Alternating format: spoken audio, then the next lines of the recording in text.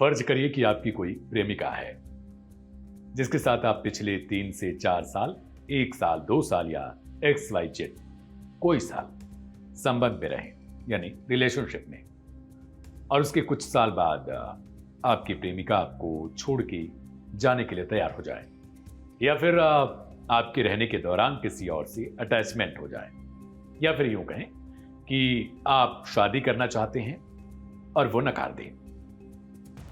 यहां प्रेमी या प्रेमिका दोनों को रखिएगा। तो आपका अगला कदम क्या होगा? कहानी में आगे इस सवाल के जवाब को भी जानेंगे, आप भी जरूर बताइएगा, लेकिन उसके पहले एक कहानी सुनते हैं आगरा की।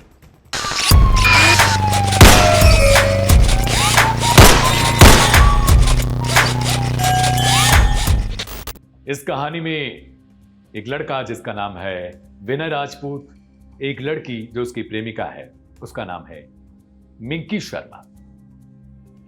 कहानी एक लव स्टोरी पर है जो एक ऑफिस में शुरू होती है और खत्म भी उसी ऑफिस में हो जाती है। लेकिन सवाल यह है, लड़के की उम्र और लड़की की उम्र। लड़की की उम्र करीब 32 साल है, लड़के की उम्र करीब 30 साल है, यानी इस गैप 2 साल का है, जो कि प्यार है, किसी को भी किसी से हो सकता है। इन सबको थोड़ा दरकिनार करते हैं, अब आते हैं कहानी पर। कहानी शुरू होती है एक कंस्ट्रक्शन कंपनी में। करीब 4 साल पहले विनय उसी कंपनी में काम कर रहा था बतौर फील्ड एग्जीक्यूटिव ऑफिसर के तौर पर, यानी जो विजिट करते हैं, बाहर रहते हैं अधिकतर समय। उसी में एक HR मैनेजर है, नाम है मिंकी शर्मा। इन दोनों की मुलाकात 1-2 बार हुई और ये चाय कॉफी के बहाने एक दूसरे के साथ बाहर घूमना टहलना शुरू हुआ, और नतीजन यही कुछ इशारे होते हैं प्यार के। और लोग अक्सर करके इन्हीं चीजों को प्यार समझ बैठते हैं। ये प्यार कुछ समय तक चलता है, अक्सर करके बाहर घूमना टहलना। जो समय आते हैं प्रेमी प्रेमिकाओं के लिए, फरवरी हो या कोई भी महीना हो, तो वो सब कुछ जैसे चलता है वैसे चल रहा था। कुछ साल बीतते हैं। विनय के पिता एक सरकारी कंपनी में थे, अच्छे खासे पद पे थे। आगरा में ही उनका पूरा परिवार रहता है, बढ़िया घर वर है, मतलब आर्थिक स्थिति अच्छी है। विनय ने ये बात अपने परिवार में बता रखी थी और विनय तैयारी कर रहा था शादी की। एक दफा कंपनी में ही बातचीत करते करते उसने मिंकी से पूछा कि शादी कब करेंगे। मिंकी शॉक्ड हो गई। उसे लगता है कि यार ये तो कुछ ज्यादा ही सीरियस हो गया मामला। यानी प्यार है, लेकिन मिंकी के मन में न जाने कैसी अलग स्थिति है, व्यथा है कोई। वो इनकार कर देती है, पहले टालती है कि ठीक है देखेंगे, अभी जैसे चल रहा है वैसे चलने दो, एक फ्लो जो हमारा चल रहा है उसमें चलते रहो, देखते हैं आगे चलकर। लेकिन विनय थोड़ा सा वहां हिचकने लगता है। उसे लगता है कि यार ये तो लग रहा है मेरा कटने वाला है। ये जो बयान है विनय के, उसी के आधार पे मैं कहानी को सुना रहा हूं, आप इसको अन्यथा न लीजिएगा। अब चूंकि उसके मन में बहुत सवाल है, अब उसके मन में संदेह होने लगता है कि आखिर मिंकी शादी से क्यों भाग रही है। शुरू में तो जब ये जुड़ना चाह रही थी तब इसी शादी और मोह माया तमाम मेरे मुझसे थी, लेकिन अचानक से ऐसा क्या हो गया। अब विनय अपने हिसाब किताब के बारे में सोचता है कि मैंने तो इस पे बहुत खर्चे कर दिए हैं, अगर ये शादी नहीं करेगी तो फिर क्या सोच रही है मन में, कहीं इसका कहीं और तो कुछ नहीं हो गया। बस यहीं से एक मर्डर स्टोरी की शुरुआत होती है।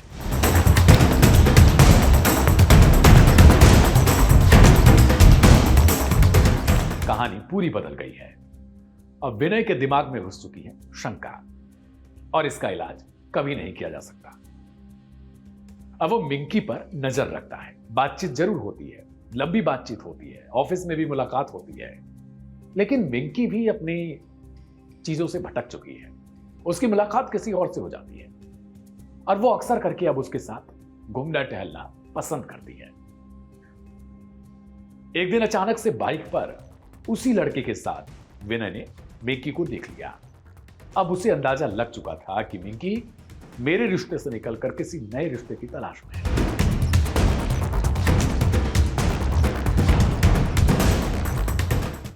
अब जब भी मिंकी उसे कॉल करती तो कहती कि अपने कामों से ज्यादा मतलब रखा करो, तुम कुछ ज्यादा सोचते हो, शंका करते हो, और ऐसा कुछ भी नहीं है, वो मेरा दोस्त है या फिर ऐसा वैसा, मतलब तमाम चीजें उसकी तरफ से कहे जा रहे थे।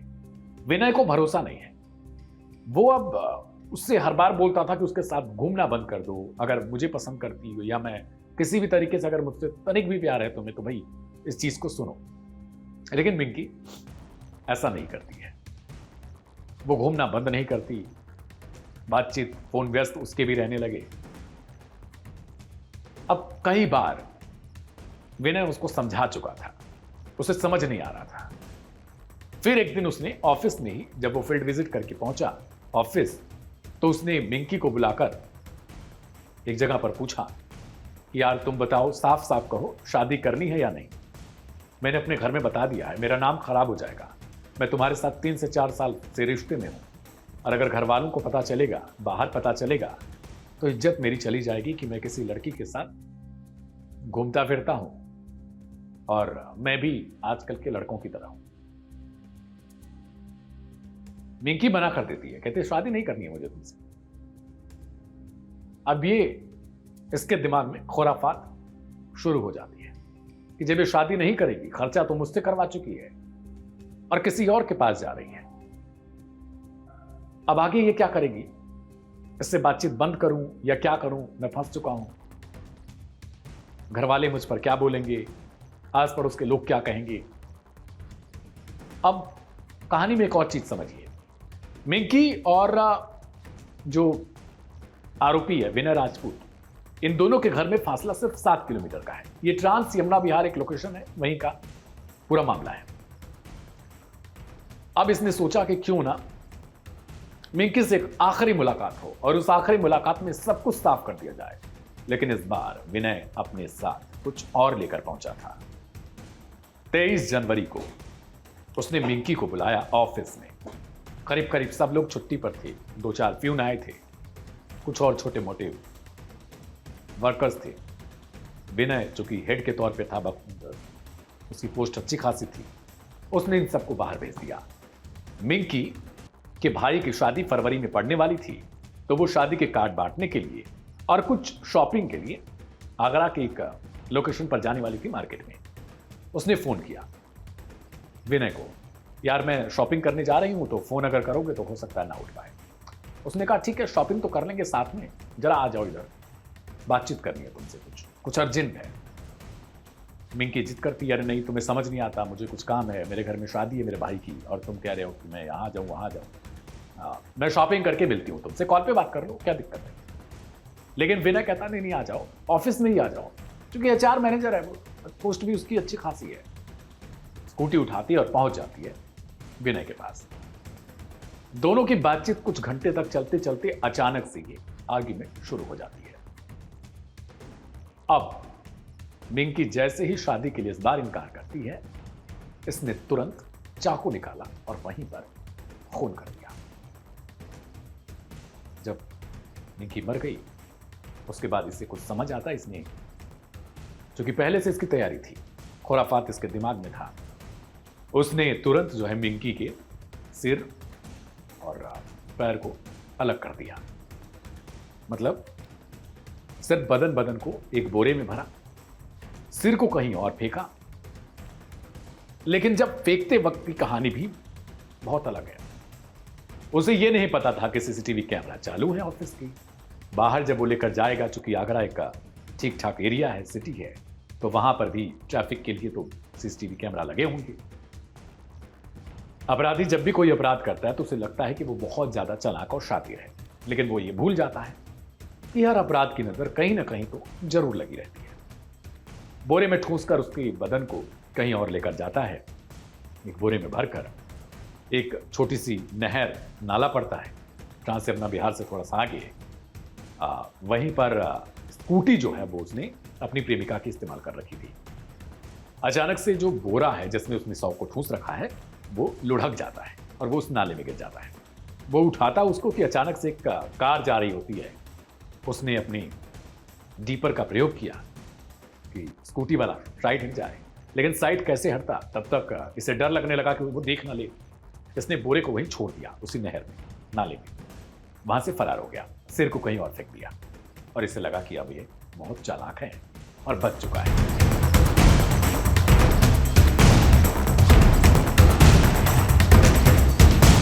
चौबीस जनवरी से पहले पहले सूचना पुलिस थाने में दर्ज हो जाती है, यानी 23 की देर रात तक, कि उनकी बेटी मिसिंग है।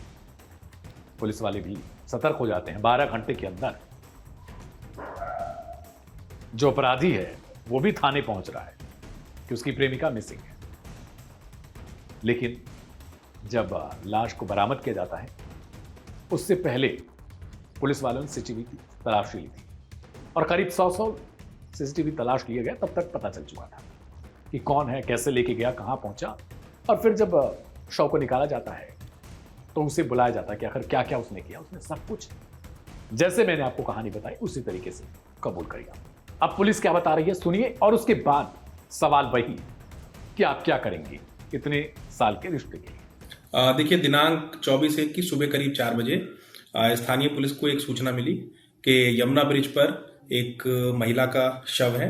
लोकल पुलिस जब वहां पर पहुंची तो वहां पर एक बोरे में महिला का शव मिला। तत्काल वो शव मॉर्चरी भेजा गया और मेरे द्वारा इसमें 5 टीमों को गठन किया गया जो इस शव की शिनाख्त करते हुए अग्रिम कार्रवाई करे। इसी क्रम में जब हमारी टीम अलग अलग थाना क्षेत्र में इस शव की शिनाख्त करने का प्रयास कर रही थी तो थाना ट्रांस यमुना में दिनांक 24/1 को एक गुमशुदगी लिखाई जाती है, जो एक महिला जो एक हरिपर्वत थाना क्षेत्र में एक दिविशा कंपनी है, वहां पे काम करती थी, मिंकी शर्मा, उसकी गुमशुदगी लिखाई जाती है। जब हम लोगों ने उसकी डिटेल में विस्तृत तरीके से जांच की तो ये पाई कि ये महिला पिछले दिन से अपने घर नहीं पहुंची है। और जब उसके फोटो और बाकी चीजें हम लोगों को मिली और जब हम लोगों ने सारा उसका मूवमेंट चार्ट ट्रेस किया तो ये पाया कि जिस महिला का शव पिछले दिन एतमादौला थाने में मिला है वो शव इसी महिला मिंकी शर्मा का है। तत्काल गुमशुदगी को FIR में पंजीकृत करते हुए मर्डर का मुकदमा उनके भाई की तहरीर पर तत्काल लिखा गया। और इसमें जब विस्तृत तरीके से घटना के वर्कआउट के लिए टीमें लगी तो उन्होंने पाया कि मिंकी शर्मा के साथ काम करने वाला एक युवक जिसका नाम विनय सिंह है, जो इनके साथ पिछले 2 साल से काम करता था और कुछ इनकी आपस में अनबन हुई। अनबन होने के बाद ये मिंकी से शादी करना चाहता था। मिंकी उस शादी को रेजिस्ट कर रही थी और उस दिन जब ये अपने ऑफिस आई तो ऑफिस आने के बाद उस व्यक्ति ने, विनय सिंह ने, इसकी निर्ममता से हत्या कर दी। विनय सिंह से विस्तृत पूछताछ करने पे विनय सिंह ने अपना जुर्म इकबाल किया और जो चाकू जिससे उसने मिंकी की हत्या की उसकी बरामदगी हो गई है, स्कूटी की बरामदगी हो गई है, मिंकी के कपड़ों की बरामदगी हो गई। उनके घर वालों ने शव को पहचान लिया है। विनय सिंह तत्काल न्यायिक अभिरक्षा में भेजे जा रहे हैं। इस पे सबसे कठोर दंडात्मक कार्रवाई पुलिस की ओर से की जाएगी। पुलिस ने सब कुछ बताया। अब मेरा सवाल जो शुरू में मैंने पूछा था कि अगर आपके साथ 3 से 4 साल, 1 साल, 2 साल रिश्ता रहे, आपका प्रेमी या प्रेमिका आपको अब ये बोले कि आप पसंद नहीं है, आपकी हरकतें चेंज है, आप सही नहीं है या आप शादी नहीं कर रहे, तो आपका क्या जवाब होगा? कमेंट बॉक्स में आप जरूर लिखिएगा। इस पर मैं कुछ नहीं कह सकता, लेकिन आप जरूर लिख सकते हैं।